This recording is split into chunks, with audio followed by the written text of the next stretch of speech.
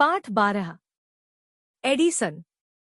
संसार में जैसे मानव के लिए भोजन आवश्यक है, ठीक उसी तरह संसार में मानव जीवन के लिए बिजली भी उतनी ही आवश्यक बन गई है। इस आधार पर आइए इस कहानी को पढ़ते हैं, जिसमें जीवन की बहुत सी आवश्यक वस्तुएं जो जीवन में महत्वपूर्ण भूमिका निभाती हैं।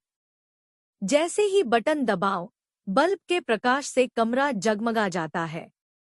क्या तुमने कभी सोचा है कि बल्ब किसने बनाया है? बिजली का बल्ब बनाने वाले व्यक्ति का नाम एडिसन था। एडिसन का पूरा नाम थॉमस एल्वा एडिसन था। वह अमेरिका का निवासी था। एडिसन बचपन से ही प्रयोग करने में रुचि लेता था। उसे प्रश्न पूछने का बड़ा शौक था।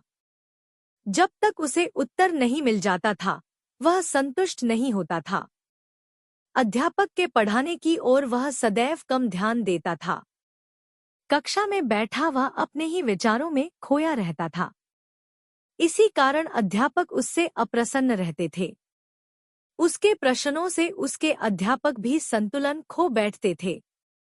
एक बार एडिसन के अभिभावकों से उसे स्कूल से हटा लेने के लिए कहा गया। उसके माता पिता उसे घर ले आए। वे जानते थे कि बालक बेवकूफ नहीं था। इस घटना के समय एडिसन की आयु 8 वर्ष थी। बालक एडिसन ने अपनी मां को अपना सबसे अच्छा अध्यापक पाया।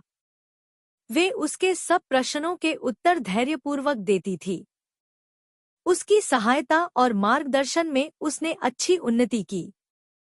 एडिसन के अध्यापक उसे मूर्ख समझते थे, लेकिन मां उसे बुद्धिमान समझती थी। वे अपने पड़ोसियों से कहती थी कि बड़ा होकर एडिसन जरूर एक महान व्यक्ति बनेगा। एडिसन को मां की बातों से बड़ा उत्साह मिलता और वह स्वयं अपने काम में लगा रहता।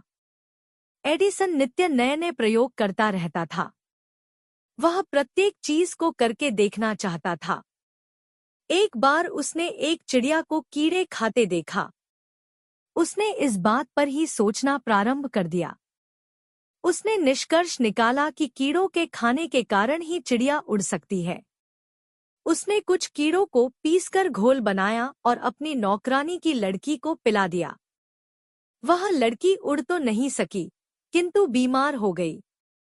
मां ने उसे ऐसे मूर्खतापूर्ण प्रयोग करने से मना कर दिया।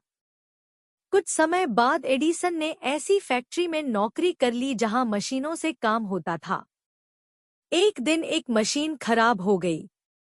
कोई भी कारीगर उस मशीन को ठीक नहीं कर सका। पास ही एडिसन खड़ा था। उसने अपने मालिक की आज्ञा लेकर मशीन को देखा। बस फिर क्या था? एडिसन को उसका मनपसंद काम मिल गया। वह मशीन ठीक करने लगा। कुछ ही घंटों में उसने मशीन ठीक कर दी। फिर तो मालिक ने उसे मशीनों की मरम्मत और देखभाल का काम सौंप दिया।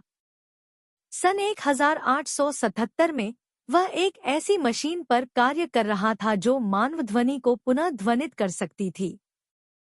अगले वर्ष ही उसने ऐसी मशीन बनाई जिसे हम ग्रामोफोन कहते हैं।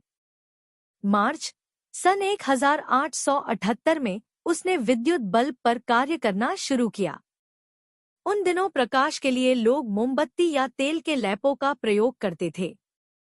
जब उसने विद्युत प्रकाश की बात बताई तो वैज्ञानिक उस पर हंसे। वह कठिन परिश्रम करता गया। उसने 1000 प्रयोग किए परंतु सब असफल रहे। परंतु उसने आशा नहीं छोड़ी। सन 1880 में नववर्ष के दिन उसने और उसके कार्यकर्ताओं ने अपनी प्रयोगशाला में विद्युत प्रकाश किया। अमेरिका के लोग इस शानदार दृश्य को देखने आए। 4 दिसंबर 1882 ईशून्य को पहली बार न्यूयॉर्क विद्युत प्रकाश से जगमगा उठा। एडिसन ने प्रतिदिन के उपयोग में आने वाली कई वस्तुओं की खोज की। वे तो अब इस संसार में नहीं है, किंतु उनके द्वारा दिया गया बल्ब का प्रकाश आज भी चारों ओर रोशनी कर रहा है।